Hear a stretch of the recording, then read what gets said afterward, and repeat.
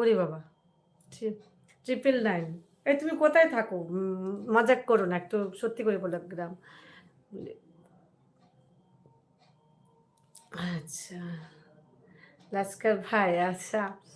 আ তোমার মধ্যে জিনিস দেখছি যারা লাইভ করে তারা সবসময় বলে সুপার চ্যাট করো কিন্তু তুমি আজ পর্যন্ত কাউকে বলোনি যে সুপার চ্যাট করো। সত্যি তুমি খুব সুন্দর মনে কেন সুপার চ্যাট করবে কেন? বলো দেখো যার যেরকম ইনকাম সেটা তার পরিশ্রম দিয়ে করবে। YouTube এ ভিডিও দেবে, ভিডিও ভাইরাল হবে, তার একটা সাকসেস আসবে, তাই না?